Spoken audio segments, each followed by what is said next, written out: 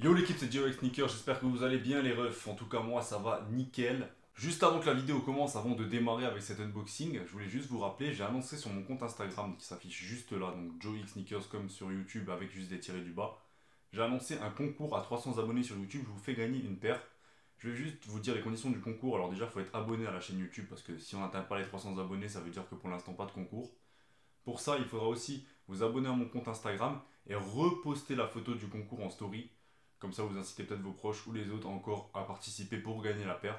Et donc du coup, à part ça, on se retrouve maintenant pour la vidéo. Alors aujourd'hui, comme tu as pu le lire dans le titre, on va s'attaquer à la Jordan 1 X J Balvin. Pour ceux qui ne savent pas qui c'est J Balvin, alors J Balvin c'est un chanteur de reggaeton colombien. J Balvin c'est le diminutif de José Balvin. En fait, il s'appelle José Alvaro Osorio Balvin. Et du coup, J Balvin c'est le diminutif justement de son prénom, de tous ses prénoms et de son nom de famille.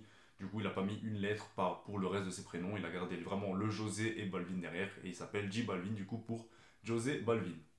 La paire est sortie le 8 décembre dernier. Donc le 8 décembre 2020 au prix de 190 euros sur Sneakers et sur le site des autres distributeurs. J'ai pas été tiré au sort pour l'avoir. Et j'ai quand même kiffé la paire. Donc du coup, ce qui m'a amené à l'acheter au resale au prix de 560 euros. Je sais ce que vous vous dites. 560 euros, ça fait quand même mal. Et je suis d'accord avec vous, je peux penser que c'est insensé, c'est une très grosse somme et j'avoue que ça fait vraiment mal. Mais bon, la dernière fois, en fait, la paire, je l'ai pas vraiment kiffé direct, mais je me suis dit que la dernière fois que j'ai pensé ça, c'était pour la Air Max One 97 de Sean Weatherspoon. La première fois que j'ai vu la photo, je me suis dit, la paire, elle est pas. C'est pas mon goût, et donc du coup, en fait, ben, je l'ai pas acheté. Et directement, en fait, la première année, elle avait pas encore pris une cote monumentale, elle cotait déjà, bon, bien 500, 600 euros mais je ne l'ai pas acheté. Et maintenant que j'adore cette paire et que ça fait vraiment partie de mon top 10, voire ma paire préférée, bah, elle coûte bien plus de 1000 euros et ça devient un peu. C'est pas, ça sort pas du domaine de l'impossible, mais on va dire que ça me ferait un peu mal d'envoyer une telle somme là maintenant pour acheter la Weatherspoon. C'est pour pas faire la même erreur du coup que j'ai acheté la paire maintenant, même si le prix j'avoue qu'il fait mal, mais donc du coup j'espère juste qu'il n'y aura pas de réédition, parce que sinon le prix ben, il va redescendre et moi je partais plus du principe que d'ici peut-être 2-3 ans ça va peut-être faire comme la Weatherspoon et le prix il va peut-être augmenter. Trêve de bavardage, passons à l'unboxing. Alors la boîte elle est juste là, c'est une boîte de Jordan 1 classique, sauf qu'il a ajouté la touche à la J Balvin, la touche complètement folle, complètement crazy de J Balvin. Donc du coup là on a le Nike en rose pâle qui est sur les quatre côtés de la box du coup. Sur le dessus, on a le Nike en tie and dye. Et donc, du coup, peut-être, petite parenthèse, justement, pour savoir si vous avez peut-être une vraie ou une fake. Pour une Jordan 1 J Balvin, il n'y a pas marqué J Balvin sur, maintenant là sur le côté, sur l'étiquette, il y a marqué Air Jordan 1 Retro High OG, J, juste un J. C'est tout. Et il n'y a pas marqué J Balvin, du coup, c'est souvent là qu'on remarque sur les fake box et du coup sur les fake paires. Il y a marqué le J Balvin en fait sur le côté, mais il n'y a pas du tout marqué en fait sur l'original, il n'y a pas du tout marqué J Balvin sur la boîte. Bon, allez, on passe à l'unboxing.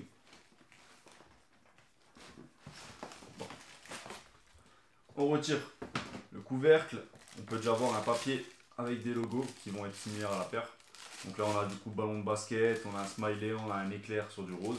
Donc le logo de J Balvin. Le logo là, c'est le logo justement de J Balvin. Pour ça, elle est bien protégée. Hein. Parfois, je suis quand même content d'avoir mis le prix et c'est toujours bien pour les bonnes collabs que les paires soient bien protégées avec deux papiers de protection. Et voilà. Là, on tombe sur la paire. Alors oui, vous vous en doutez, vu qu'il y a déjà les lacets qui sont faits, j'ai déjà bien évidemment ouvert la paire et j'ai déjà bien évidemment dû essayer pour voir si c'était bien ma taille parce qu'au coup je l'ai payé. Je me suis dit pas que je sors en vidéo et que maintenant devant la vidéo, ah bah c'est pas ma taille. Donc du coup, voilà, je vous sors juste la paire et je vous prends juste la deuxième. Je trouve cette paire très réussie. En fait, je l'avais vue en photo ça me disait trop rien. D'ailleurs, en photo, je sais pas du tout pourquoi. Et d'ailleurs, je suis pas le seul, j'ai beaucoup de personnes que je connais qui pensaient la même chose que moi.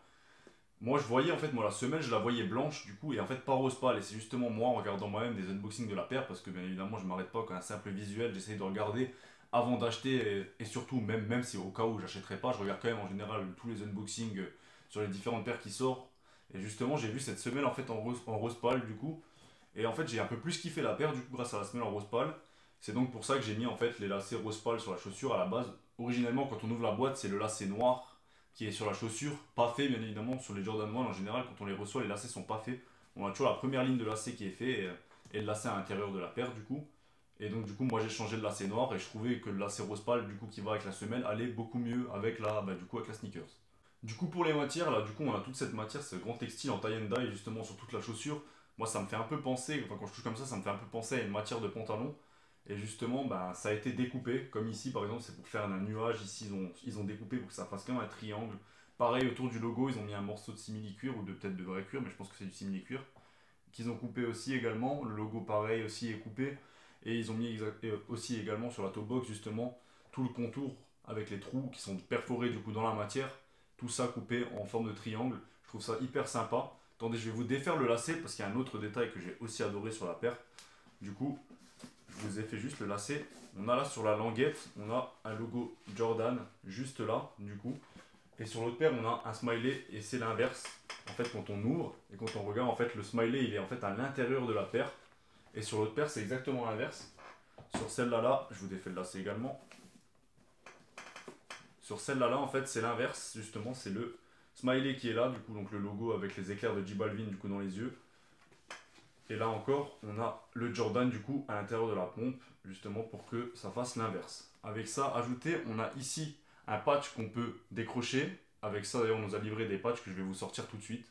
Donc, du coup, pour les patchs, là, on a, du coup, le smiley avec les éclairs, et du coup, sur l'autre, comme je vous ai montré, le Jordan en rose, du coup, dans le fond jaune. Mais on peut, du coup, interchanger les patchs, donc, du coup, comme je l'ai montré, on peut les enlever et en fait on nous a donné les patchs là qui vont avec. Donc du coup là vous les voyez, on a le ballon de basket et l'éclair. Donc du coup c'est des paires. Par contre le smiley et le logo Jordan ne sont pas des paires. En fait c'est la paire justement, c'est le smiley plus le logo Jordan. En fait justement c'est ça qui fait la paire pour celui-là là. Avec trois autres paires de lacets, donc du coup les noirs qui sont originalement dessus, ce qui explique qu'ils sont pas pliés du coup parce que j'arrive pas à refaire le même pli, enfin le même serpentin que Nike font pour les boîtes. On a un lacet blanc qui, je sais pas, je trouve que le lacet blanc n'irait pas trop en fait justement avec le délire de la chaussure, mais après à voir bien évidemment. Et on a un lacet en jaune fluo qui lui par contre pourrait un peu plus aller avec la chaussure pour le côté justement fou que J Balvin associe à ses tenues. Donc du coup celui-là là encore oui il pourrait y aller au même titre que celui-là là, mais je trouve que le noir et blanc sont un peu trop sobres par rapport à une chaussure qui est un peu folle comme ça avec du tie and dye. Je trouve que ça n'irait pas avec, mais le jaune va parfaitement avec. Pour la semelle intérieure, je sais pas si vous allez réussir à bien voir. En fait, on a aussi le smiley, du coup, le logo de J Balvin. En fait, on l'a à l'intérieur sur une semelle en jaune fluo. Du coup, c'est aussi très très cool. Ici, on a toute la partie en cuir. Du coup, qui a en fait originalement sur une Jordan 1 classique. Enfin, une Jordan 1 High, vu que ça, c'est pas une mid, c'est bien évidemment une Jordan 1 High OG avec X J Balvin. Et là, du coup, on a aussi le logo Jordan Mix qui a été fait dedans, qui a été imprimé justement dans la matière. Et justement, c'est ça que je trouve qui fait que la paire est très réussie. En fait, le délire des matières avec la semelle rose pâle et tout, je trouve que la paire, elle fait tout son charme. Et donc, du coup, je suis pas déçu de mon achat. Parce qu'en photo, autant j'étais vraiment pas très très fan. En vidéo, je me disais ça passe mieux. Et quand je l'ai eu en vrai, je me suis dit que c'était une dinguerie. Et du coup, je suis pas mécontent de mon achat. Et en espérant qu'elle prenne de la cote, bien évidemment. Parce que sinon, si elle commence à décoter, je me serais fait avoir pour le prix. Mais bon, ça peut bien évidemment arriver. Je ne suis pas devin, mais j'espère que la paire va encore monter. Je pense qu'on peut arrêter de parler et qu'on peut directement maintenant passer à l'essayage de la paire. Et vous allez voir, vous allez kiffer.